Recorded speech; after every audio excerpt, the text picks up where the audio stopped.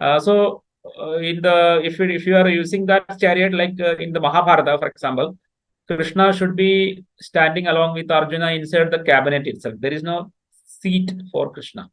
But in the Mahabharata, we have whatever verses. So verses in the Mahabharata indicate that Krishna was like in a seated in a chariot seat, and he was holding the these four horses. So again, the four horses is again advancement. So Sinoli chariot typically has to be driven by one or two horses. And what we are looking at a little more advanced chariot, which is driven by four horses. Of that is what the Arjuna was driving. So this kind of technology evolution can take place in within some 100 to 200 years. So we estimated the Sinali chariot between 2200 to 2000 BC. Naturally, within 100 or 200 years means 1800 to 1700 BC, you can have Kurukshetra war, and you can have that kind of chariot described in the Kurukshetra war with a chariot with four horses, chariot with driver seat. All these are possible, and spoked wheels, for example. So very lightweight, very strong, agile, lightweight chariots mentioned in the Mahabharata. It is possible. Kurukshetra war, it is possible in 1800 to 1700 BC. This is again. He also have this studied the copper hoard culture, that is OCP, the ore-colored pottery. Ore-colored pottery is a little more older culture than the painted graver culture, which is seen in the archaeology. And in that, there are a lot of weapons, copper weapons, copper or bronze weapons. Everything is found along with the pottery. So along with the ore-colored pottery (OCP), you will see a lot of weapons also seen in that. And this particular ore-colored pottery, copper hoard weapon culture is a little bit, on an average, it is older than the painted graver culture. So earlier, Dr. B.B. Lal, who got Padma Bhushan after discovering Ayodhya, like in the mentioned in the Ramayana, he discovered Ayodhya along Sarayu River in Uttar Pradesh. He has excavated Ahichatra, this Hastinapura, very important for Mahabharata. He excavated Indraprastha. Then he has excavated Sringiverapura, which is mentioned in the Ramayana. He excavated Chitrakuta, where the Ramayas went, and then Nandigrama also. It's a small village near Ayodhya where Bharata was living. So he gave historicity to Ramayana, and he also gave historicity to Mahabharata. That is Hastinapura he excavated. And he not later period Hastinapura, because they abandoned Hastinapura because of flooding of Ganga river. They all the Kuru descendants started living in Kaushambi. So he has excavated Kaushambi also. He has excavated Prayaga. So both the Itihasas, Mahabharata and Ramayana, he is the single person who gave historicity to the entire Ramayana and Mahabharata.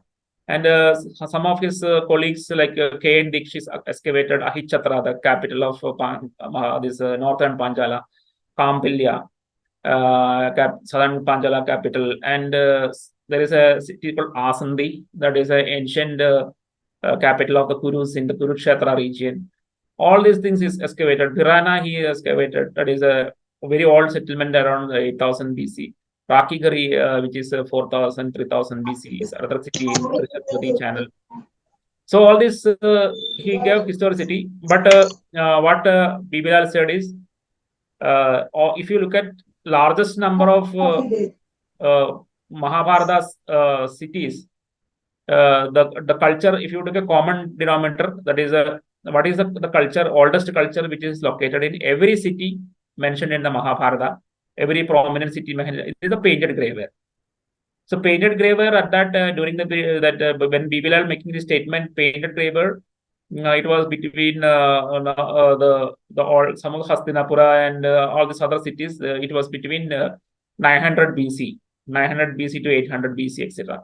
So around many decades ago, Bibilal concluded that Kurukshetra war occurred in 800 to 900 BC, or maximum stretch, if you put a maximum stretch, 1100 BC.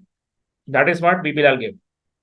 And what happened subsequently is that this Sanjay Manjul excavated this Sinoli chariot in 2200 to 2000 BC. And then this OCP culture he has studied. And OCP culture has a much more older, on an average, it is older than painted graver. And in that culture, you see weapons like that used in the Mahabharata, Kurukshetra war. So the archaeologists have moved ahead from 800 to 900 BC to around 1700 to 1800 BC. now they are betting on the date that is 1800 to 1700 BC as the range of dates in which you can have Kurukshetra war. And the anchor points are the Sinoli chariot discovery, which is pegged at 2200 to 2000 BC, and then the OCP culture as well as copper hoard culture. So there are three stable entities: Sinoli chariot, copper hoard culture, OCP culture.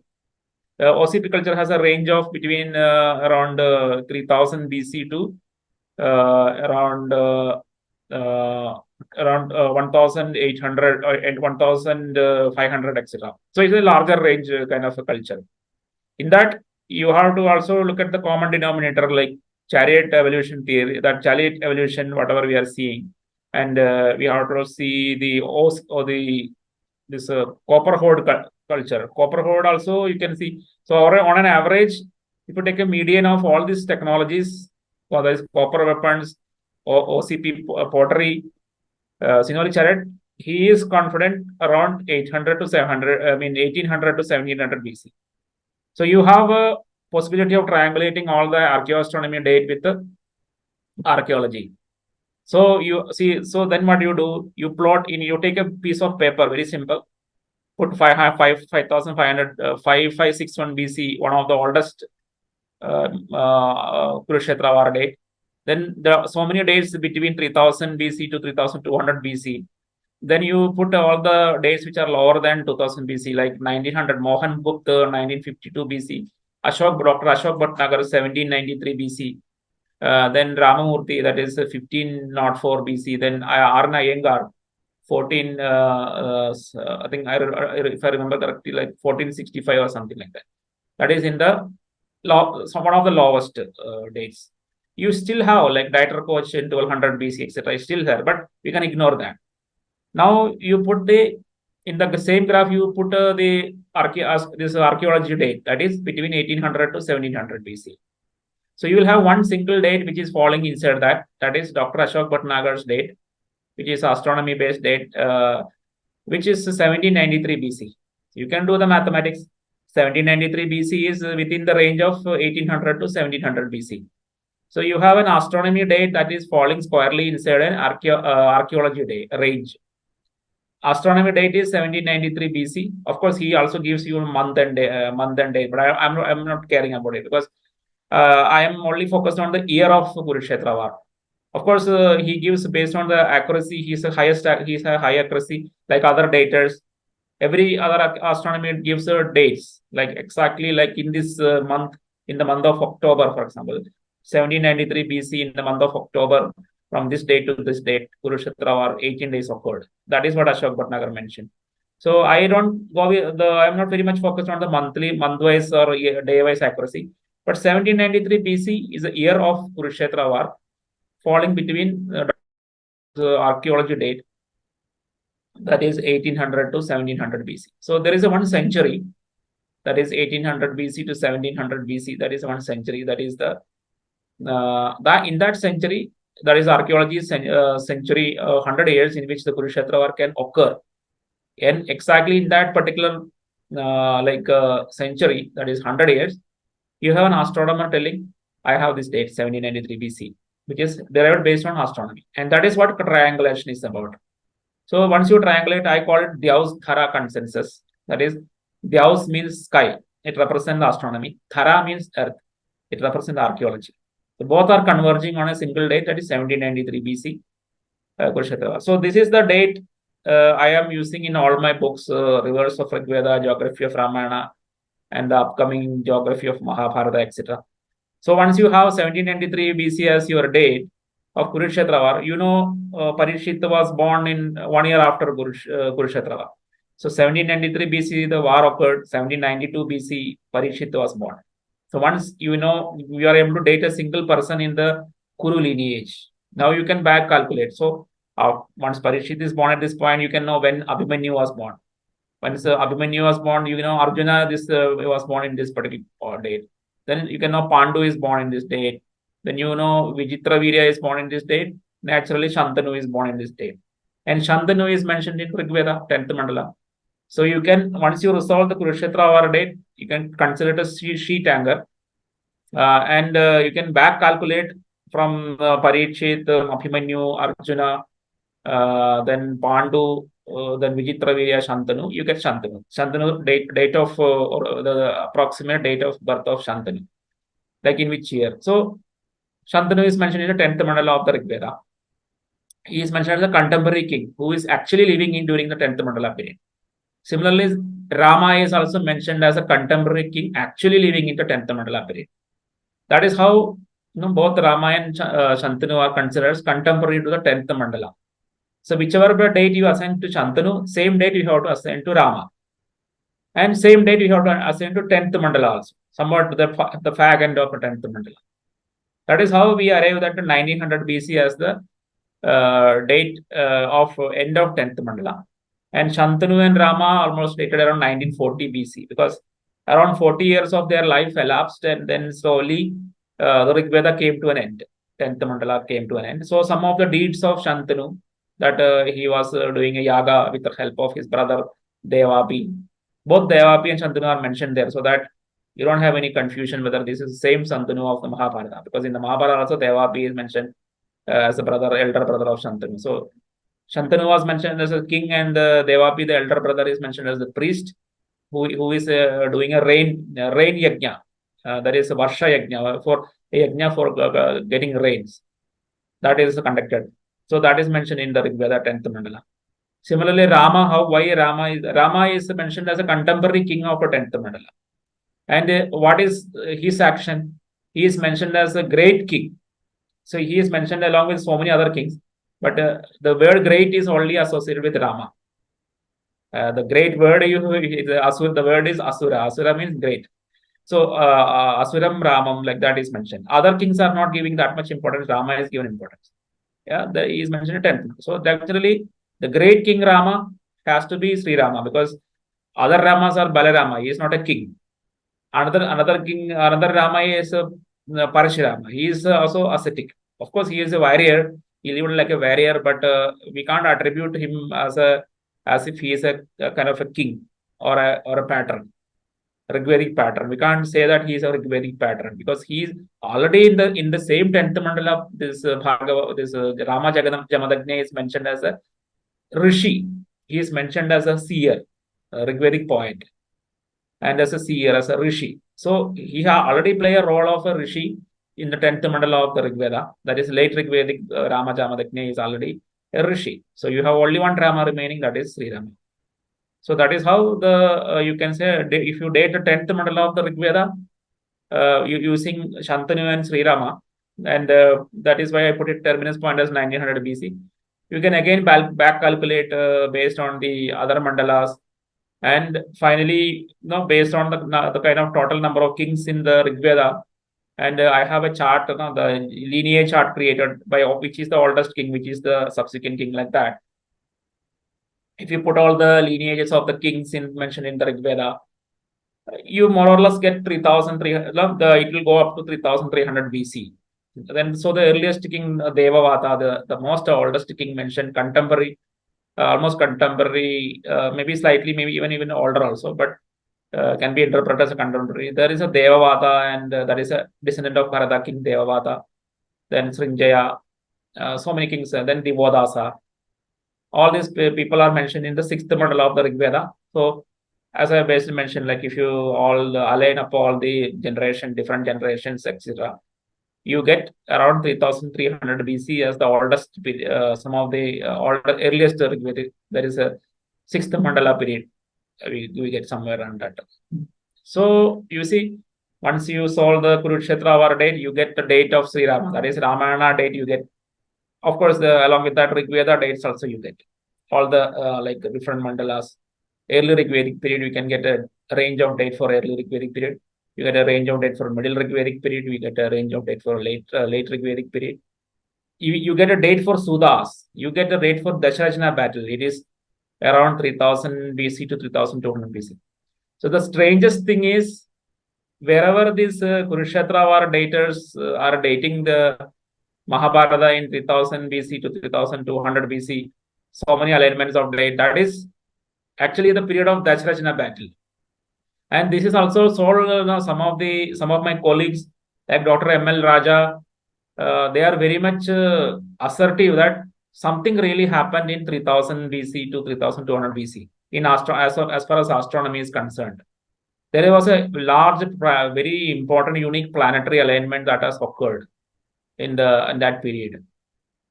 And our tradition, because of some memory loss, or because of some confusion, they are assigned that with Kurukshetra War and with Kali Yuga, etc. But actually, it can also turn out that they were counting that period from Dasharajana battle. Because Dasharajana battle, I also agree, it can be 3000 BC to 3200 BC period. That in that range it has happened.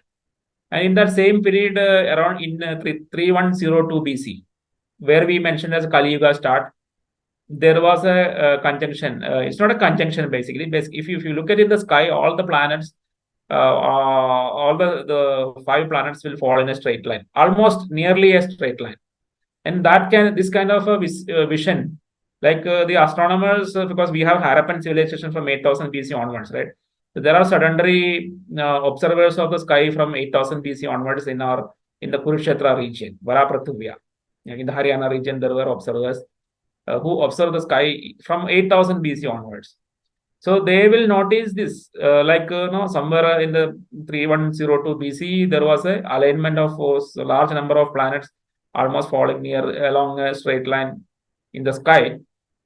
They will keep it in memory. So typically what they will do is mostly it may be recorded in some Harappan seals, because that time the Harappan period was very active. So they will be recording in some Harappan seal.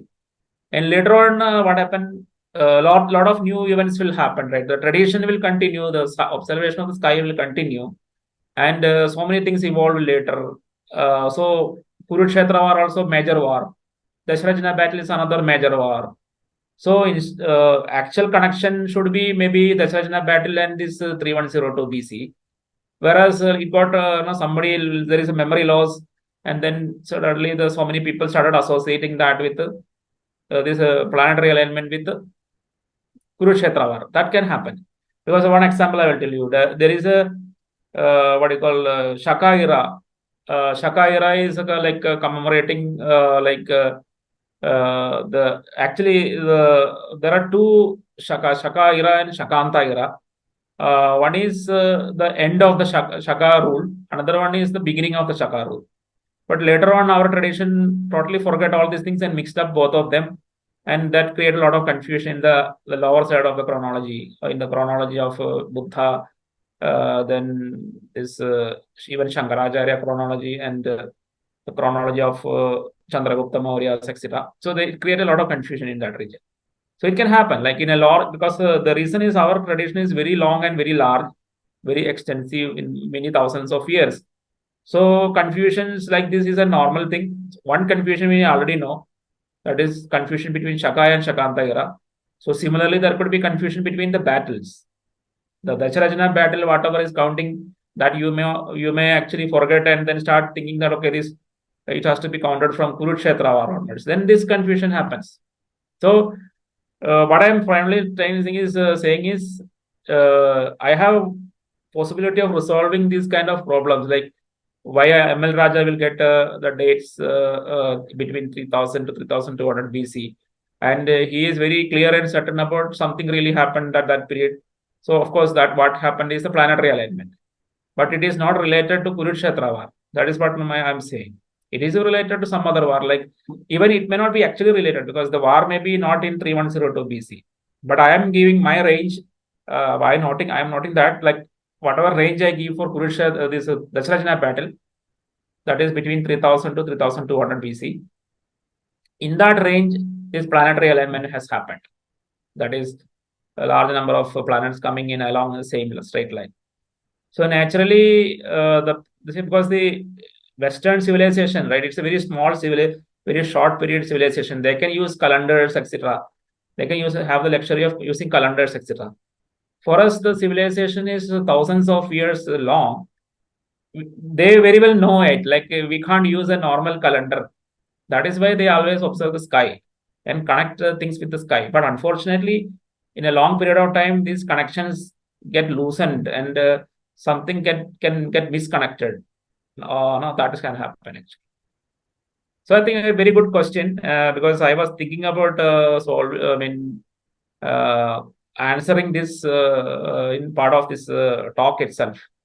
In fact, it's a totally separate talk itself, but since you asked this question, I think it can help so many confusions, so many conflicts, for example, because now this dating of Kurukshetra, there are so many people very sincerely working. Some people for 3000 BC, some people for less than 2000 BC, and some other 5561 BC, etc. And there is a lot of heated debates and conflicts happening. People get emotional. People treat it as a religious belief. So just like they defend a religion, they say, no, this Mahabharata war should occur in 3000 BC only, etc. So I have the solution that this is a solution that you need to separate astronomy observation from like battles. Like for example, there is a planetary alignment or yuga starting it. So I said now that whenever this planetary alignment occurred, some yuga concept started already. That is in 3102 BC, when all the planets aligned, they start some calendar started, some counting started. I mean, that is the correct word. Some counting of years started at 3102 BC. But later on, it was renamed as Kali Yuga, etc. That is later. Because I say it because even this 3102 BC thing you can see in Mayan calendar also. They have a long count which is it's 5,000 years long counting of years is there. So not only Indians, even the Mayans on the other side of the globe have observed the planetary alignment. Every civilization has observed this planetary alignment, and the memory is there with the Mayans as well as with the Indians. Both the other two sides of the planet, the memory is still retained. So that is because they have seen these planetary alignments.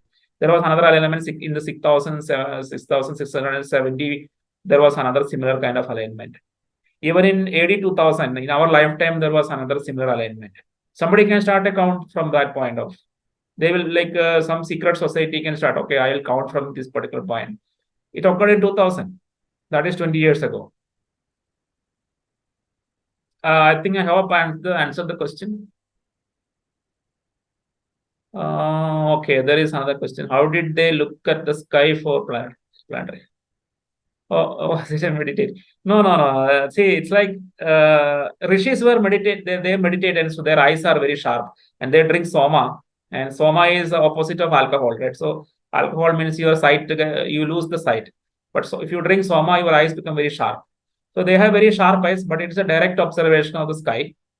Just like our astronomers observe the sky, they also observe the sky, but they don't have telescope or anything. But every planet, the planet, everything is visible, right? And city light also was not there because now only after 6 o'clock you will switch on the lights and bright light will completely blind out the vision of the sky. In ancient period, everything, all the light stops after 6 o'clock, and the night is perfect, crystal clear. So they can see all the planets. They know just one glance. They know this is Saturn, this is Jupiter. Everything they know just by glancing it. Because of course they know the location of all the planets. They are not running around airplanes. They are there stationary for a very long period. Even Mercury, the fastest moving planet, will stay in certain location for 1 or 2 days or 1 week, etc. It will stay in a same nakshatra position.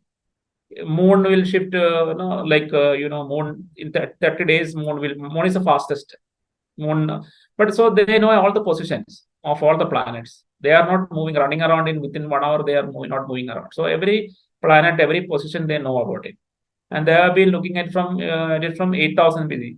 Why I'm saying is I didn't time travel and look at see them looking at, like, I'm not saying that. What I'm saying is that there is a sedentary civilization that started from Birana, that is ancient site, 1790 BC, and that is on the banks of Saraswati. And there is a settlement there. So naturally, there are a lot of people. Once there is a settlement, plenty of food, everything, then in the night they will look at the sky. That is natural. So that is what I'm saying. From 8000 BC onwards, we are looking at the sky. So we have seen two planetary alignments at least. something that occurred in 6670 BC. Because somebody says Saptarshi cycle is starting from that point. It is possible. And irrespective of the name, like forget about the name, because the term Saptarshi is very late. But somebody might have started counting from that point of time. That's what I'm saying. And in 3102 BC, which is considered as a start of Kali Yuga, currently it is mentioned as a start of Kali Yuga. Some other observation, they see the planet aligned together. Some count will start from there. It is same as the Mayan count. So 5,000 year count of Mayans. We also started counting it. Then after some period of time, we have the concept of this Treta, the Kruta Yuga, Treta Yuga, Dwapara Yuga, Kali Yuga. That concepts came later. I have to tell it again and again, otherwise people get confused. So once this concept become ready, they say this Kali Yuga started from that point. That is 3102 BC. But the counting started, even though the name Kali Yuga was not there, the counting started. That is kind of, I think I'm very clear about it. Yeah, I think now we can close. We have done Vibali, and also we got actually full session about the chronology of Mahabharata, Ramayana, and Ṛgveda. So I think we can close, right? Yes, sir. I think time is already close to 8:30. Yeah, and you can share it with anybody who is having this confusion about chronology. It may help removing all confusion, like the confusion of Vibali. It will also remove the confusion about chronology and Kurukshetra war date. Yeah, sure. Thank you. Okay, so let's wind up the session then. Om Lokaः Samastaः Sukhino Bhavantu. Lokaः Samastaः Sukhino Bhavantu. Lokaः Samastaः Sukhino Bhavantu. Om Shanti Shanti Shantihi. Om Shri Gurubhyo Namaha. Hari Om.